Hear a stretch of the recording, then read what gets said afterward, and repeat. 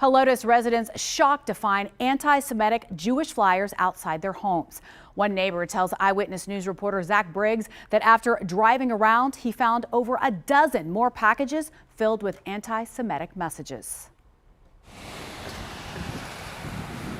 We don't see much of this here. We interact with our neighbors. It doesn't matter what their ethnic background is. Pete is one of several Helotes residents in the Iron Horse Canyon neighborhood who woke up Monday morning to an unwelcome surprise. Just went out to pick up my newspaper in the morning, and I saw this, and I thought it was trash that somebody had just dropped there. Pete, not wanting to show his face for safety concerns, took a closer look and realized inside the plastic bag was a flyer filled with messaging blaming Jewish people for a so-called COVID agenda. This type of behavior is just unacceptable. We've come a long way in this country to try to root out prejudices. He called Helotes police, which ended up collecting 81 of the anti-Semitic packages scattered throughout the area.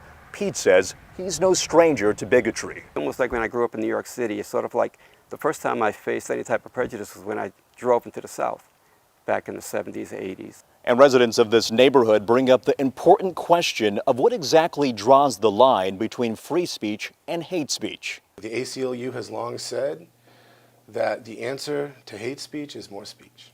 Attorney Joe Holscher says it's possible for whoever distributed the flyers on private property to be fined. But as far as the speech itself, it's uncomfortable because it's outing people, calling them out by name, and it's operating from an assumption that something is wrong with being Jewish, but that's an opinion, and offensive opinions are protected in the United States as the price we get for knowing we can express our own opinions. Helotes PD confirming that the investigation is ongoing and no charges have been filed. Zach Briggs, KENS 5, Eyewitness News.